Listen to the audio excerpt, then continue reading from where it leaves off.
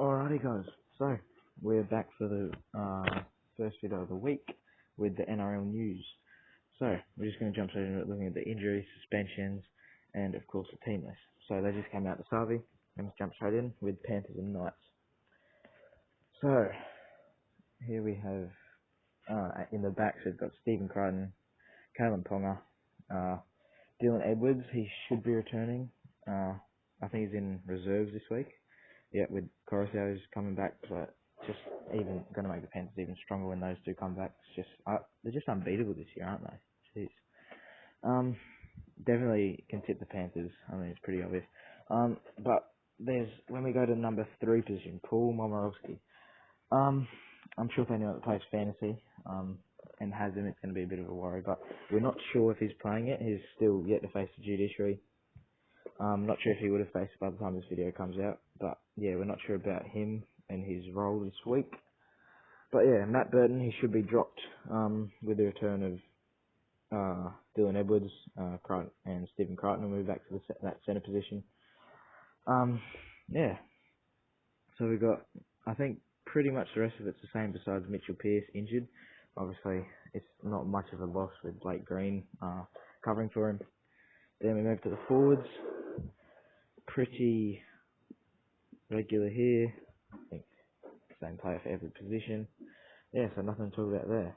Have a look at the quick injuries for this game. So we've got in the Panthers. I'm not sure if the Panthers have a single injury this whole year.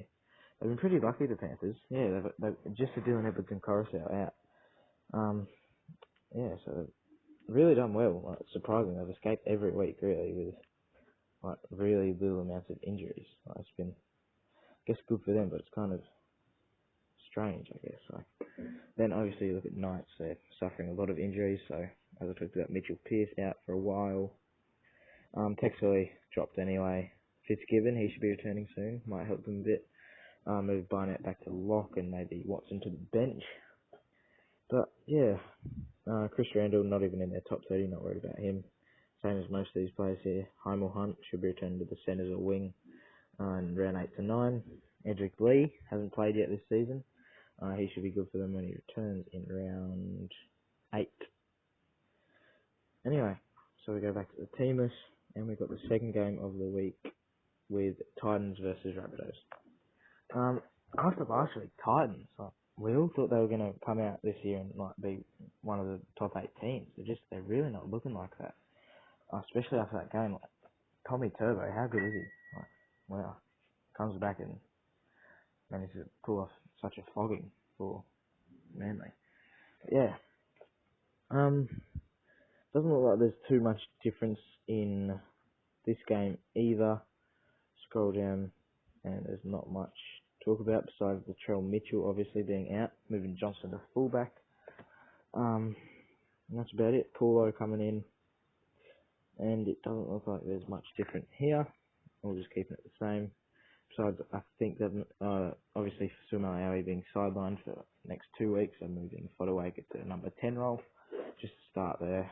So yeah, bench not too much different, and obviously reserves a big impact. Yeah, there's not much injuries really to talk about with this game. They're both in another, along with Panthers, pretty lucky teams. Just more suspensions for these two teams this week. But yeah, you can definitely probably tip Rabbitohs, I'd say. I wouldn't be looking to tip Titans, especially after their performance last week. Yeah. Alright, so we're going to move on to the Eels versus the Broncos. You could go either way. You could go off how well Broncos played last week, or you could go off just that Eels are generally a better side and tip whoever you want based on that. What is that group? Anyway. Probably should leave that group. Don't even know why I'm added in that. Sorry about that. Alright, so we've got Eels Broncos here. Doesn't look like too much change in here besides David Mead being moved to centres, obviously, with Farnworth. Jesse Arthur's out with an illness until, I think, it must be next round now, unless he's been put on reserves. Yeah, there is number 21. But yeah, Ryan Madison, I don't know what's going on with him, honestly. It's really bad. Like, he's out with concussion a lot. Obviously, if any of you fantasy players out there, Papali'i, well, I mean you're gonna be enjoying him in that number 12 role, aren't you? Like 76, 80, and 288. I'm pretty sure. How good is he? But yeah, backs, not too much to talk about there. Dylan Brown coming back in. And that's about it with this. Obviously, Haas returning after the suspension until round 5 or so. Can't remember. Yeah. They have added in, I believe, Danny Levi, who is a hooker. So he might be looking to take some of those minutes from Turpin. I'm not sure. But yeah, that's about it with that. Not too much injuries either to talk about for that game. Anyway, Sharks, Bulldogs. I think it's safe to tip Sharks, just Bulldogs not looking good. Yeah, so not too much news on these two teams. Obviously Jack Hetherington is out for 5 weeks. Pretty big stint on the sideline with the send-off and the shoulder charge. I think grade 3 dangerous contact it was. But yeah, not too much changed. Corey Waddell filling in the number 13 as Luke Thompson goes back to 10 to replace Hetherington for the week, and Dylan Napa put at the number 8 rather than the bench. They've also got in Dietz into the number 14 role. I think they've dropped to Pine for an injury, or I can't remember if it was suspension, but yeah. And then obviously not too much to talk about different besides Johnson returning. It's just even more of a reason to tip Sharks, really. So yeah, not too many injuries to talk about there. So we move on to Cowboys Raiders. It's safe to tip Raiders, of course, in this game, despite Cowboys' 2-win streak. It's pretty good for any Cowboys supporters like myself out there. We'll enjoy it while it lasts. So Sebastian Chris moved to the wing to start. Obviously, Cockstad's been out. So Hodgson also out for the Raiders. Tom Starling starting with Silver Havili on the bench.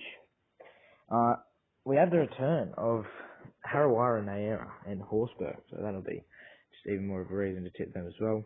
And Josh Papali. I don't know what's going on there. Number 17. Why aren't you starting a Queensland front rower like that? Weird. Cohen S moved to front row for the Cowboys rather than second row. Reece Robson, Jordan McLean, and obviously they've lost Josh Maguire to the Dragons. But anyway, that's about it for this game. And Jack Granville back on the bench, like always. Ben Condon, how good was he last week? Came out absolutely whacking with Lachlan Burr. Really good. Reserves, not much to talk about there. Ins and outs, obviously, Horsburgh, Harriman, and Era, and Brian James coming in.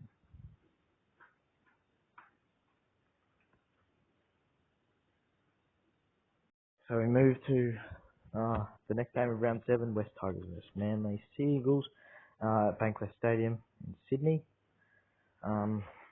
So we go in with Tommy Turbo back. I'm not even sure what to do here with Tommy Turbo back. Like, what an impact he had. Like, 2 try assists and a try for himself. Wow. Quite funny how Harper just pops off the ball to Jason's side and lets him run away with it. How fast is he? Jeez. Not much has changed on the Tigers side. All looks pretty the same. Besides Cheekham added into the centres there. Simkin obviously replacing Little, just as a Little being dropped. And not much to talk about for this game either, besides Oliver Tau put it onto number 11 jersey. And yeah, that's about it really. Yeah. Alrighty. We move on to Roosters versus Dragons. So, there's really not much to talk about with this game, to be honest. Like, besides Radley possibly being suspended, I don't think there's a single change. Besides, obviously, I think Brett Morris coming back this week, and yeah, it's just pretty similar game. And Ben Hunt added to emergencies after his broken fibula, and Josh Maguire coming over from the Cowboys. That's about it. So yeah, not much to talk about there. Obviously, tip Roosters. I'm not even sure really. I think I'm going to go with this is just based that Warriors did beat the Dragons last week. And yeah. Alright, so we've got Storm Warriors here. Quite interesting. Obviously, it's going to have a big impact on Storm with Pappenhausen out with his AC on his shoulder this week. So Nico Himes replacing him there, obviously, against Tuivasa-Sheck, who's probably a much better player. Not too much has changed. Again, Harris DeVita's still out with O'Sullivan playing halfback till around 13 or 14 or 11 or 12, maybe 10, not sure. But yeah, not too much has changed here again. Murdoch and Silla put on the starting. Tohu Harris again at 13 with Josh Curran on 11 after coming in last week and having a really good game. Tavanga should be looking to get a few more minutes. Down the middle, Armel benched and Sirinen just in his regular spot. So yeah, also, Harry Grant still not moving to starting. I don't know what's happening there. But they're still playing Smith, I guess maybe one more week they'll leave it. But I'd say Grant should be getting the majority of the minutes there at hooker. Yeah. Alright, so that wraps up this week. Now, we're going to quickly wrap up this with... So, I haven't even seen this myself. So, Momorosi's lawyer, Nick Gabar, contends his client was far from careless during the tackle. He submits there was deflected contact from Dearden having his arm up to protect himself that resulted in the Panthers centre striking his opponent's head. So, I'm not sure what that is going to mean. Here, we'll just scroll down. This is really important. So I'm not sure.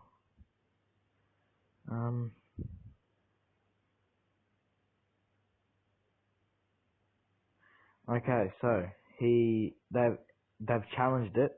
So if he's successful, he is going to be free to play the Knights, but he's put himself at the risk of a 3-game ban. So that's a bit risky there. It sounds like he might more likely he'll play. So obviously looking at that, sounds like he's going to get the spot. But he has put himself at risk of the 3-game ban. We never know what the judiciary does. So it should be out now. And Radley, I'm not sure what's going to happen with him, and Latrell Mitchell obviously banned. But anyway, yeah, that's just a quick update, even for me, on this, on all the judiciary and suspensions. So yeah, this has been the NRL News video. I'll see you guys in the next one.